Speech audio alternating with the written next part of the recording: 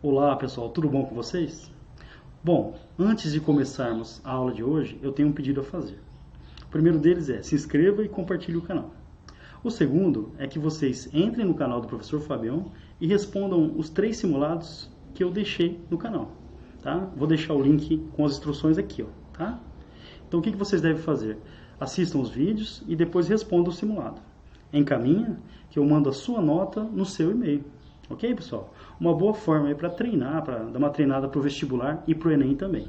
Combinado? Bom, na última aula a gente começou a falar da Grécia Antiga e demos início lá no período pré-homérico, né, que é a fase de formação da Grécia e do povo grego.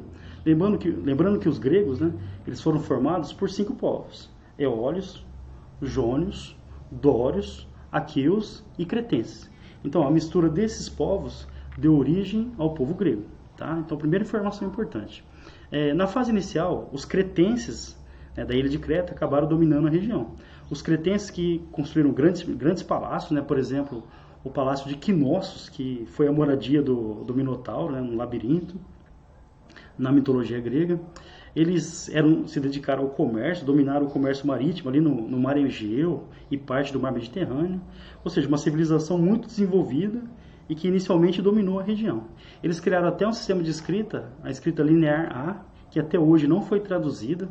Isso dificulta, né, para a gente conhecer mais detalhadamente a história dos cretenses.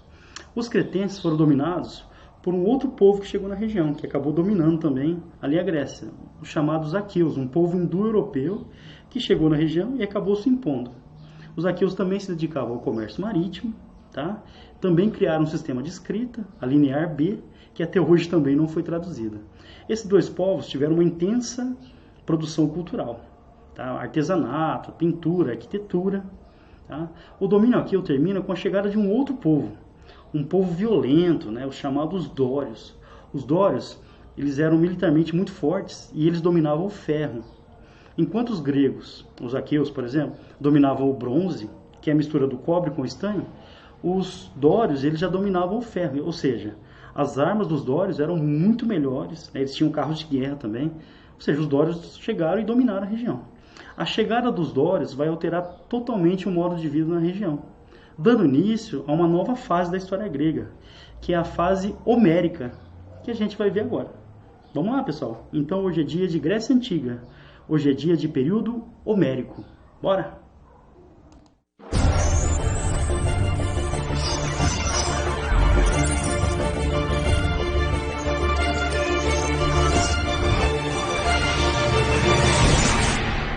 Bom, antes de mais nada, vamos relembrar as fases da história grega, tá? Então, aqui no slide, deixa eu voltar aqui.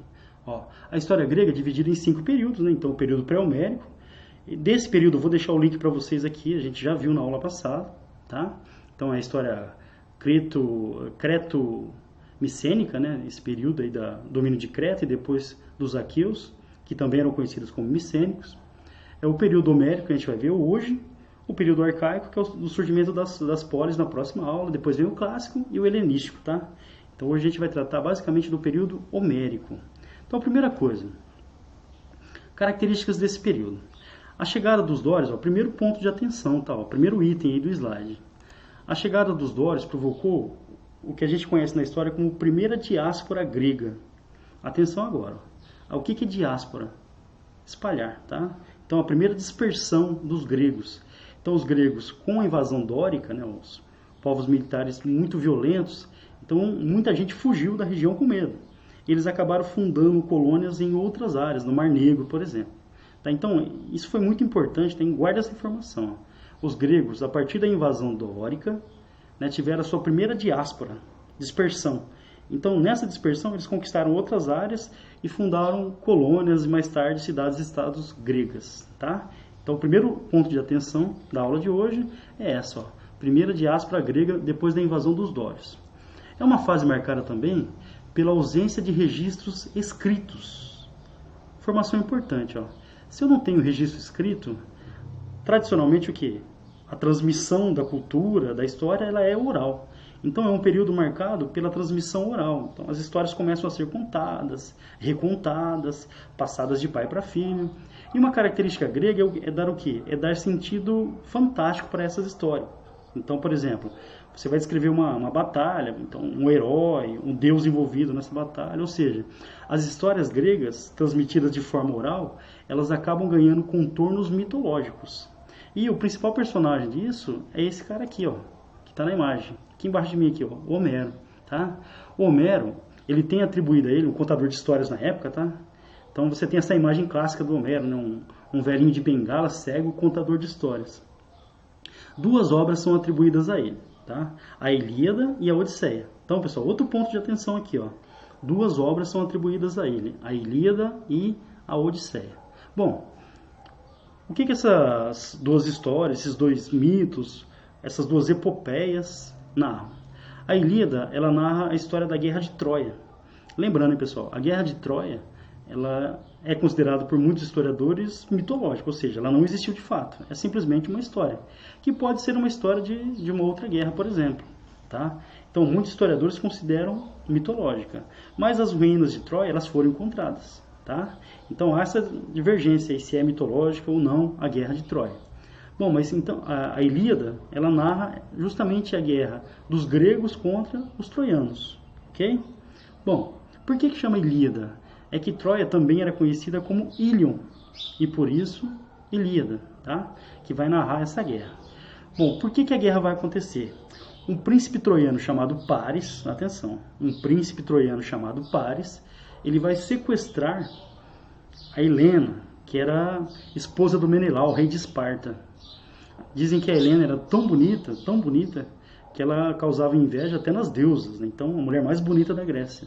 Então, o Paris, um dos príncipes de Troia, sequestrou a Helena, que era a esposa do Menelau. O que ele fez? Ele levou a Helena para Troia. O Menelau, enfurecido, ele vai reunir os gregos e eles vão atacar a Troia. Só que a cidade de Troia, ela era militarmente muito forte também, e ela tinha uma muralha gigantesca, intransponível. Então os gregos atacaram, a guerra durou 10 anos e nada. A guerra durou 10 anos e os gregos não conseguiram subjugar, passar pelas muralhas. Bom, até que eles tiveram a seguinte estratégia, que foi criada por Ulisses, que também é conhecido como Odisseu. Os gregos fingiram que desistiram e deixaram para os troianos um cavalo gigantesco de madeira. Deixaram para os troianos um cavalo gigantesco de madeira. O cavalo de Troia. Esse cavalo ele era oco, ok? O que eles fizeram? Eles colocaram soldados gregos dentro do cavalo. Deixaram o cavalo nos portões, na porta de Troia, e fingiram que foram embora. Os troianos viram que era um presente, né, um sinal de derrota dos gregos. Fizeram o quê? Levaram o cavalo para dentro das muralhas e fizeram uma grande festa, né, em comemoração à vitória sobre os gregos. Aí os soldados encheram a cara, todo mundo tomou vinho a noite inteira, todo mundo bebaço. Aí na calada da noite o que aconteceu? Os soldados que estavam dentro do cavalo, eles saíram e abriram os portões da cidade de Troia, o que permitiu a entrada do exército grego. Aí foi um massacre, tá, pessoal? Um massacre dos gregos sobre os troianos. É dessa história que vem a expressão presente de grego, né? Aqui que é um presente de grego? Um presente que você ganha, mas não é uma coisa boa. Tá? É daí que vem essa expressão. Bom, lembrando que foi Ulisses, né, que criou essa estratégia do cavalo de Troia. A Odisseia, o que ela vai narrar? A volta de Ulisses para sua terra, ok? Para sua cidade. Então nessa volta, os deuses estavam bravos com ele vai passar por várias provações, vai lutar com o Ciclope, por exemplo, com bruxas. E tem uma história interessante da esposa dele, a Penélope, porque assim, a guerra durou 10 anos, ela estava solteira, então achavam que Ulisses tinha morrido. Vários pretendentes queriam a Penélope, que também era uma mulher muito bonita. Aí o que ela fez para parar a pressão sobre ela? Ela começou a fazer um tapete, tecer um tapete, e ela disse que quando ela terminasse de tecer esse tapete, ela se casaria com um dos pretendentes, já que Ulisses não voltava. Só que o que ela fazia? Todo dia ela tecia o tapete e à noite ela desmanchava. Tecia durante o dia e à noite ela desmanchava. Ou seja, o tapete nunca iria ficar pronto. Então ela usou essa estratégia para esperar a volta do seu amado Ulisses. Tá bom, pessoal? Duas histórias muito interessantes, né? Então, Recomendo que leiam os livros tanto sobre a Ilíada quanto sobre a Odisseia. Mas o que isso vai ter a ver com o nosso tema? Além de contar as histórias mitológicas, fantásticas, dos heróis, né, dos heróis gregos, da Guerra de Troia, que provavelmente é mitológica também, essas histórias elas narram o cotidiano, né, a estrutura social, elas falam sobre o cotidiano, a vida dos gregos na época. Então elas são importantes por conta disso. A partir delas, a gente pode analisar como era a vida dos gregos nesse período, né, como que era o comportamento político, social e econômico, tá? Então, por isso que a gente chama essa fase de período homérico, porque o conhecimento dela, o que a gente sabe sobre esse período, é baseado nas obras de Homero, principalmente, não só nelas, mas principalmente nas obras de Homero, a Ilíada e a Odisseia, que além das guerras, dos mitos, fala também sobre o cotidiano na época. É aí que a gente chega no nosso ponto principal agora, para tudo, que vai ser a organização social dos gregos na fase homérica. Os gregos eles vão se organizar em gênos. Pessoal, anotem. Hein? Os gregos eles vão se organizar em gênos, né, na chamada família gentílica. Está aqui no texto para vocês. Ó. Eles acreditavam, né, é uma família, um clã, eles acreditavam descender de um ancestral comum. Então, o que a gente pode concluir? Eles achavam que eles eram todos parentes um do outro. Então, depois das invasões dóricas, houve uma ruralização da sociedade, os grupos se reuniram em famílias chamadas gênos. Essas famílias achavam que descendiam de uma mesma pessoa, ou seja, eles eram todos parentes. Obviamente que não eram todos parentes, mas eles se consideravam parentes, descendentes de uma única pessoa. Então eles formavam os gênos. Bom, como que se organizavam os gênos? Primeira coisa, economicamente, ponto de atenção. A propriedade era coletiva, então você não tem aqui a propriedade privada. Tá? E a economia era baseada na agricultura e na criação de animais. E é uma palavrinha importante, está aí no texto, ó, autossuficiente, ou seja, cada gênero ele era autossuficiente. O que isso significa? Que cada gênero produzia o que necessitava para a sobrevivência do grupo. Então, poucas trocas, né, comerciais nesse período, produtividade baixa, inclusive. Tá? Então, gênos, uma organização que surgiu depois das invasões dóricas, onde houve uma ruralização da sociedade, e devido a essa ruralização, se reuniram em famílias, tá, chamadas gênos, onde todos se consideravam descendentes de um mesmo ancestral. Por isso eles eram parentes. Tá? Como que era a organização econômica? A propriedade não era privada, a propriedade era coletiva, tudo pertencia a todos, e o resultado da produção ele era dividido entre todos. Ah, professor, mas e se alguém estivesse no gênero e não trabalhasse, né? Se tivesse da família e não trabalhasse? Essa pessoa seria expulsa do gênero, obviamente, tá? Então essa foi a organização. Todo gênero ele tinha o seu pater. Atenção, de novo. Pessoal, tudo aqui é muito importante para o vestibular, tá? Então todo gênero ele tinha o seu pater, o patriarca, que era o chefe do grupo, o chefe da família. Esse cara, ou ele era o mais velho, ou o parente mais próximo, atenção, ou o parente mais próximo do fundador do gênero. Então perceba que a gente vai ter uma elite se formando aqui, ó. Então todo gênero, uma sociedade agrária, comunitária, onde a propriedade era coletiva, baseado na produção autossuficiente agrícola e pastoril. Todo gênero ele tinha o seu pater, o seu patriarca. Então, uma sociedade patriarcal. Esse pater, era ele que administrava o gênero. Por exemplo, coloquei no texto para vocês. Ó. Ele tinha funções econômicas, ou seja, controlava as atividades econômicas, a produção agrícola, no caso. Ele era juiz, além de ser chefe religioso e também chefe militar. Ou seja, o pater, o patriarca, o homem mais velho normalmente, ou parente mais próximo do fundador do gênero, ele tinha amplos poderes, tá, pessoal? Então, por exemplo, não é uma sociedade que tem desigualdade social, mas você tem o pater que controla esse grupo, tudo bem? Então, ó, repetindo. Invasão dórica. Como que a sociedade grega vai se organizar? Muita gente fugiu da região, né, fundando colônias em outras áreas. Os que ficaram na região acabaram formando os chamados gênos. Grupos, famílias, clãs, que acreditavam descender de um ancestral comum, portanto eram todos parentes. Como que era a economia? Baseada na agricultura e na criação de animais. A propriedade era coletiva. Todo gênero ele tinha o seu pater, o patriarca, que assumia funções administrativas, econômicas, religiosas, era juiz e também chefe religioso. Então essa é a estrutura social da Grécia no período homérico, a estrutura social principal. Bom, decadência dos gêneros. O que vai acontecer, né? Na Grécia, território grego ele é muito montanhoso, né, pessoal? Então, poucas áreas da Grécia são ideais para a agricultura, ou seja, para o cultivo e para a criação de animais. Estima-se que 20% só das terras são ideais para a produção de alimentos. Aqui o que vai acontecer? A população dos genos, né, ela começa a crescer muito rápido. Então você tem um crescimento populacional. Chega um momento que o que era dividido entre todos começa a faltar. Atenção, pessoal, isso é muito importante. Ó. Chega um momento que o que era dividido entre todos começa a faltar. Então já não tinha mais vinho para todo mundo, não tinha mais azeite para todo mundo, porque a terra não estava dando conta de produzir todo o alimento. Então o que começa a acontecer? Aqueles que eram mais próximos do pátria, ou seja, os parentes mais próximos do pátria, eles começam a dividir a terra entre eles.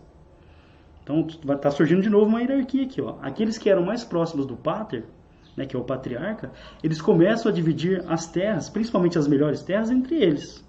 Esse grupo ele vai assumir o controle da região. E parte da população, que não era parente próximo, ou que chegou depois, por exemplo, vai ficar sem terras, ou vai ficar com as terras que eram menos produtivas, terras piores. Então a gente vai ter aqui uma relação de dependência entre a população que ficou sem terra ou com terras piores em relação às famílias dos patriarcas, né? Os chamados eupátridas. A palavra eupátrida significa bem-nascido. Então, aquele bem-nascido era o parente do pátria, né?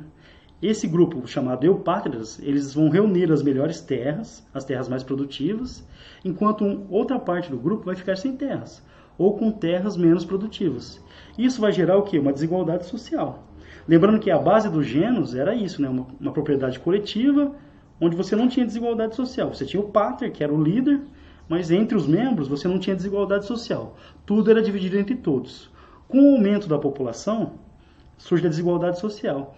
Aqueles que eram parentes mais próximos do pater, do líder do grupo, eles começaram a dividir as terras entre eles, principalmente as melhores, né? Então uma espécie de propriedade privada. E aqueles grupos que eram mais distantes, né, ou famílias menores, acabaram ficando sem terras. Aí você vai ter agora uma relação de dependência. Atenção.